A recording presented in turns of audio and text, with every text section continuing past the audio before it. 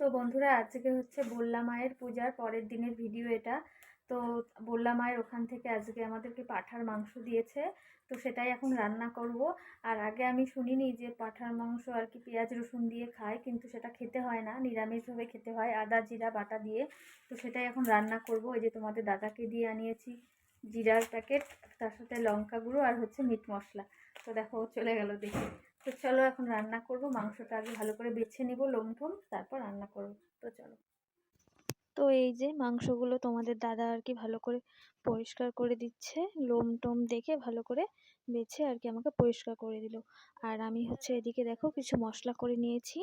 মশলার মধ্যে যেমন এই যে আদা, কাঁচা লঙ্কা আর হচ্ছে টমেটো, এগুলো আর কি পেস্ট করব। আর তার সাথে হচ্ছে এই যে জিরে, তো একটু বেশি করেই জিরেটা দিয়েছি যাতে একটু মশলাটা আর কি বেশি হয়, আর কারণ পেঁয়াজ রসুন তো দেওয়া যাবে না তার জন্য।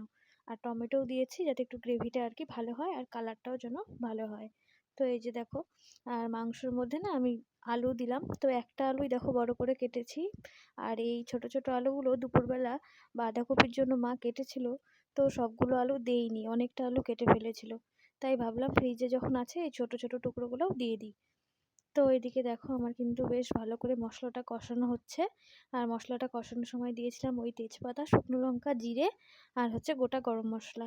তারপরে ভালো করে মশলাটা দিয়ে ভালো করে কষিয়ে তারপর মাংসগুলো, তোমাদের দাদা যেহেতু মাংসগুলো ধুয়ে দিচ্ছিল, তো বললাম তোমার হাত দিয়েই দিয়ে দাও।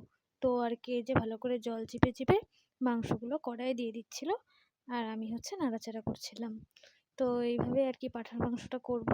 আর নামানোর আগে অবশ্যই একটু গরম মশলা দিব, আর মিট মশলাটা তো দিবই। যেহেতু পেঁয়াজ রসুন পড়বে না, সেহেতু ভাবছিলাম যে যদি গন্ধ করে, তার জন্য আর কি একটা প্যাকেট পুরো মিট মশলা দিয়েছিলাম।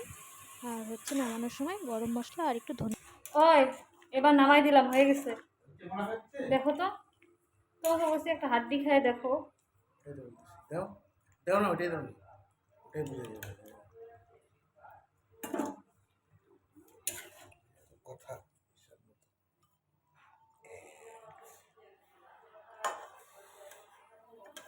এটা না, এটা এটা রান্না করলাম আমি, আর ক্রেডিট নিচ্ছে আর একজন, ভাব নিচ্ছে যে ওই রান্না করলো। তুমি রান্না করলা? এদিকে টেস্ট করতেছে বারবার করে। এ কচি পাঠা। দেখুন আপনারা সবাই কেউ লোভ দিবেন না। লোভ যতক্ষণে দিবে ততক্ষণে খাওয়া হয়ে যাবে। এই ভিডিও কি আজকেই যাবে? অনেক দিন দেরি হবে। অলরেডি আমার ফোনে অনেক ভিডিও আছে, এডিট করতে হবে তারপর ছাড়বো। তো চলো, এর মধ্যে এখন দাদার জন্য বাড়ি, 10 জনের বাড়ি। লবণ ঠিক আছে তো বললা তুমি? গন্ধটা কেমন হয়েছে? গরম মশলা দিলাম, ধনেপাতা দিলাম। আরে নেও খুন্তিতে, যেটুকু নিছো তুমি। গরমের ভয় পাচ্ছ নাকি? ছ্যাঁক লাগবে। কেমন হয়েছে? হ্যাঁ, সত্যি করে বলো। মারি বাপরে। বাম্পার হয়েছে বলে। ওই যে তোমাদের দাদা যাচ্ছে এখন দাদাকে মাংস দিয়ে আসতে। তো ওই যে গেল, আর আমি দাঁড়িয়ে আছি বাড়ির সামনে। চারিদিক অন্ধকার। তো চলো, আজকের ভিডিওটা এখানেই শেষ করছি। খাওয়া দাওয়া আর কিছু শেয়ার করব না। সবাই ভালো থেকো, সুস্থ থেকো। টাটা। তো বন্ধুরা, এই ভিডিওটা হচ্ছে একদিনের ভিডিও আর কি, অল্প শ্যুট করা ছিল। তো ভাবলাম যেহেতু আগের ভিডিওটা একদমই ছোট হয়ে গেছে, তাই এর সাথে আর কি জুড়ে দিলাম। তো এটা দেখো, সকালের জন্য আমি টিফিন বানাচ্ছিলাম বাচ্চাদের স্কুলের।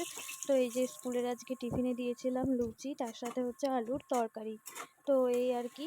তো চলো টিফিনটা ফটাফট করে রেডি করে আর বাচ্চাগুলোকে খেতে দিয়ে দিব, আর টিফিনটাও বাটিতে ভরে দিব।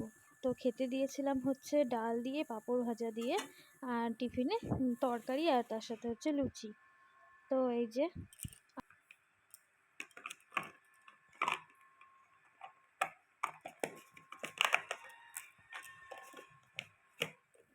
তো তো বন্ধুরা আমাদের কিন্তু বিয়েবাড়ি আছে সামনেই, আর বেশি দিন নেই।